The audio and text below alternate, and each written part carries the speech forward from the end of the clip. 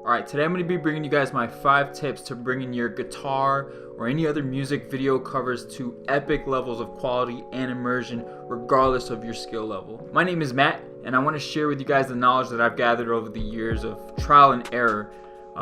As a musician and more specifically as a guitar player, I love watching videos on YouTube or on the internet in general of other guitar players and other musicians as they cover different bands and their own music. However, I see a lot of musicians, good musicians, that lack in other areas.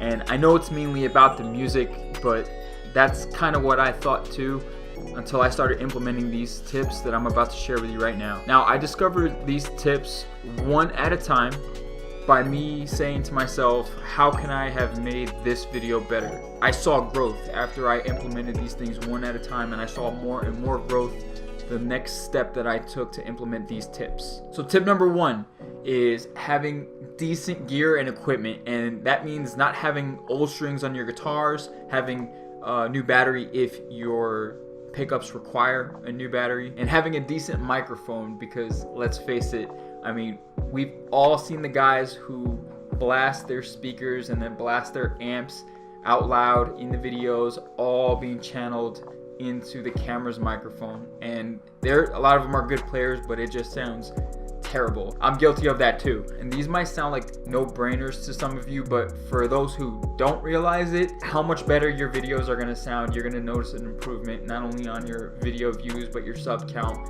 and just the overall experience. Now, I use a combination of the Shure SM57 and the Sennheiser MD421. After testing different ways to mic up my amp, I found that this combination sounds the best. Now, you can also use a digital simulator and feed it directly into your DAW. Personally, I like the way it sounds miking up a cab. Just whatever you do, do not use your camera's mic. I'll leave a link in the description below for the mics that I use.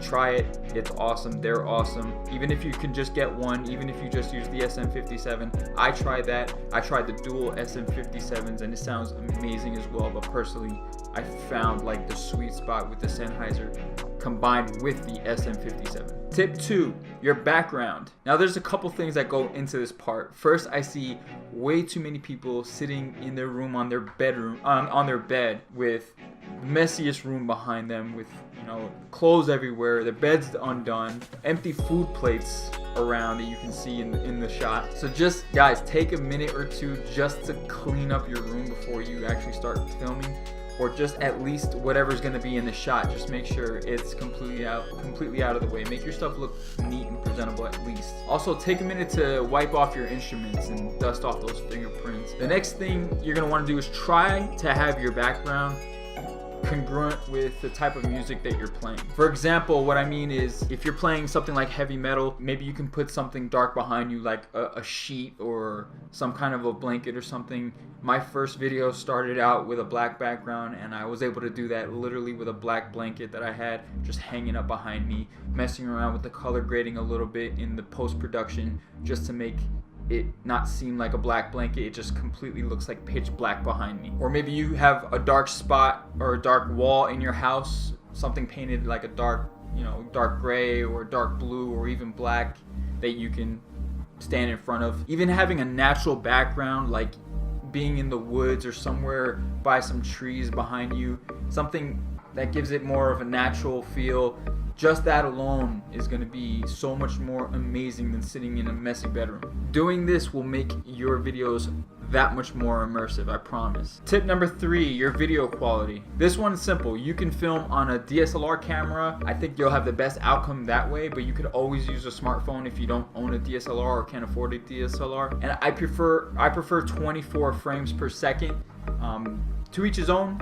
I tried 60 frames, I've tried 30 frames, I've tried 24 frames, and at the moment I currently like the more cinematic feel with the 24 frames. But like I said, experiment. That part is all on you. Just adjust those settings in your cell phone. There's the video settings. You can go and set the frame rate, or you can just, if you do have a DSLR camera, just set the frame rate there.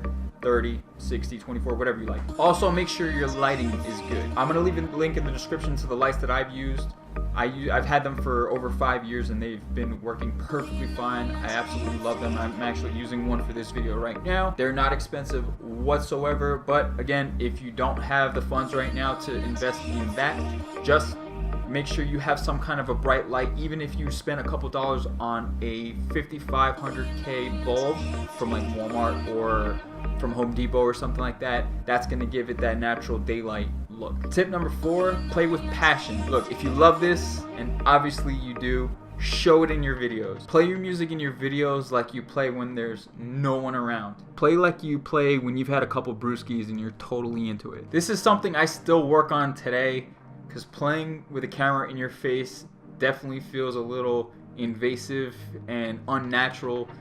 You don't quite feel alone. Again, I've been working on this for years and I still work on it today. As long as you focus and keep practicing with that camera, you're gonna do better and better and better. And I've gotten better over the years to be able to play with more passion and play more naturally. Tip number 5, this is what's really gonna boost your video views to hundreds and even thousands of people. This is gonna get your video in front of all of these people in literally a matter of a day or two, and that's to market your video. Now this could be a YouTube ad, this could be a Facebook ad, you could just be marketing it to your friends on Facebook or other social media platforms and asking them to just share it. I learned about this a few months ago, and as soon as I started implementing it, I saw immediate growth in my channel. There's so much I can get into on this topic, but I am going to leave a link in the description on how I was able to teach myself how to market my videos on YouTube and Facebook. Look, if you put in the work and you literally do everything that I mentioned in this video,